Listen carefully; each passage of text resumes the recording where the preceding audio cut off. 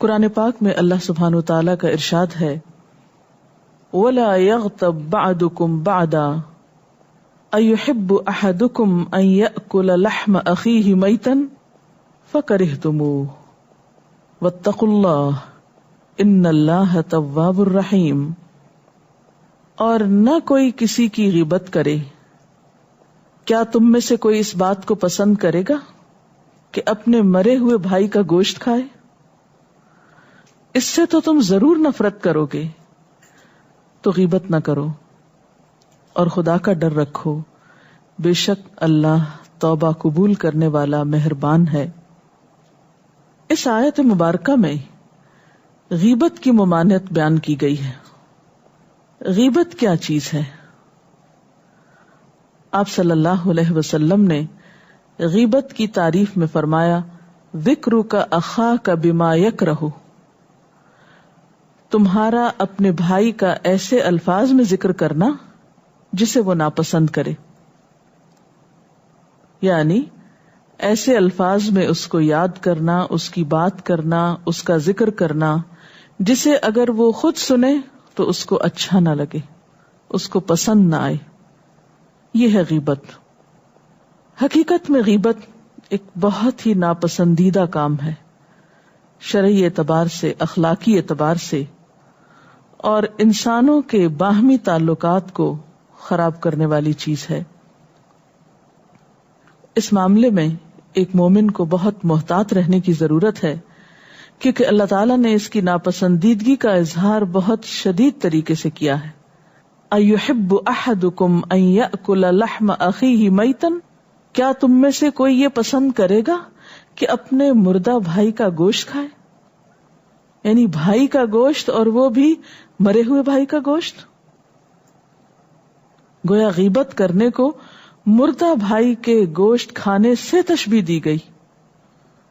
ذرا تصور میں لائیے کہ یہ کتنا مکروہ اور ناپسندیدہ فعل ہو سکتا ہے کہ کوئی شخص کسی انسان کی بوٹیاں نوچ نوچ کے کھا رہا ہو اور وہ اپنا دفاع بھی نہ کر سکے، وہ مرا ہوا ہو۔ یہ کس قدر غیر انسانی فعل ہو سکتا ہے، یعنی اس کے تو تصور سے بھی گھن آتی ہے۔ لیکن اس ناپسندیدگی کے باوجود ہم دیکھتے ہیں کہ ہمارے معاشرے میں یہ چیز بہت عام ہے۔ زبان کا استعمال کرتے وقت ہم بالکل بھی احتیاط نہیں برتتے، جو دل میں آتا ہے، جیسے جی چاہتا ہے، جیسے اپنے دل کو اچھا لگتا ہے ویسے ہی گفتگو کرتے رہتے ہیں۔ حالانکہ نبی صلی اللہ علیہ وسلم نے فرمایا تھا کہ جو شخص اللہ اور یوم آخرت پر ایمان رکھتا ہے اسے چاہیے کہ یا تو بھلائی کی بات کرے یا پھر خاموش رہے، اور غیبت بھلائی کی باتوں میں سے نہیں ہے۔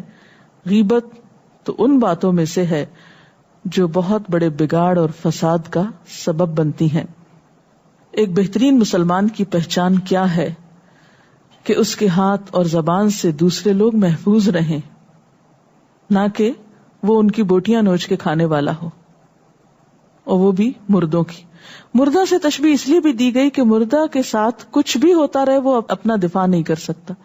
اسی طرح جب کوئی شخص کسی کی پیٹھ پیچھے اس کی برائی کرتا ہے تو وہ اپنی صفائی پیش نہیں کر سکتا، اپنا دفاع نہیں کر سکتا، اپنے سے اس تکلیف کو دور نہیں کر سکتا، اس لیے اس کی قباحت اور بھی زیادہ ہو جاتی ہے۔ نبی صلی اللہ علیہ وسلم نے مسلمانوں کی جان، مال اور عزت تمام چیزوں کو حرام قرار دیا ہے۔ عموماً ہم کسی کو قتل کرنے کو بہت برا سمجھتے ہیں، قتل کرنا ایک بہت بڑا جرم ہے، کسی کی جان لینا۔ اسی طرح مال چرانا بھی بہت بڑا جرم سمجھا جاتا ہے۔ لیکن جب کوئی کسی کی عزت پہ ڈاکہ ڈالتا ہے، اس کی غیبت کرتا ہے، تو پاس بیٹھے لوگ بھی اس کو برا نہیں کہتے۔ یعنی چور کو دیکھ کے کوئی چپ نہیں رہے گا، قاتل کو دیکھ کے سب شور مچائیں گے، لیکن عزت پہ ڈاکہ ڈالنے والوں کو دیکھ کے، سن کے ساتھ شریک ہو جاتے ہیں لوگ۔ اسی لیے غیبت سننے والا بھی اتنا ہی بڑا مجرم ہے جتنا کرنے والا۔ اس لیے انسان اس معاملے میں بہت زیادہ احتیاط برتے اور بلا ضرورت کہیں بھی کوئی ایسی بات نہ کرے جس سے دوسرے کی عزت پر حرف آئے۔ ایک حدیث میں آتا ہے کہ رسول اللہ صلی اللہ علیہ وسلم نے فرمایا، ایک آدمی اللہ کی خوشنودی کی بات کرتا ہے اور وہ خیال نہیں کرتا کہ وہ اس کو اتنے اونچے مقام پر لے جائے گی، اللہ اس کے لیے قیامت کے دن تک اپنی رضامندی ثابت فرما دیتا ہے۔ اور ایک آدمی اللہ کی ناراضگی کی بات کرتا ہے اور اس کا خیال نہیں کرتا کہ وہ اس کو اتنا نیچے گرا دے گی، اور اللہ تعالیٰ اس شخص کے لیے قیامت کے دن تک اپنی ناراضگی ثابت کر دیتا ہے، یعنی پکا ناراض ہو جاتا ہے اس سے۔ خواہ کسی سے بھی گفتگو کی جا رہی ہو، بات صرف وہ کی جائے جو حق ہو۔ ایک اور حدیث میں آتا ہے، آپ صلی اللہ علیہ وسلم نے فرمایا، حضرت عقبہ بن عامر بیان کرتے ہیں کہ میں نے عرض کیا، یا رسول اللہ صلی اللہ علیہ وسلم، نجات کیسے ہو سکتی، کیسے ہمارا چھٹکارا ہوگا؟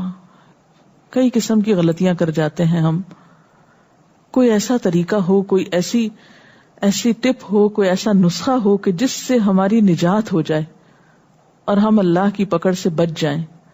تو آپ صلی اللہ علیہ وسلم نے فرمایا، امسک علیک لسانک، اپنی زبان روک کر رکھو۔ نجات چاہتے ہو، زبان روک کے رکھو، زبان کو احتیاط سے استعمال کرو، اور اپنے گھر میں رہو اور اپنی غلطیوں پہ روتے رہو۔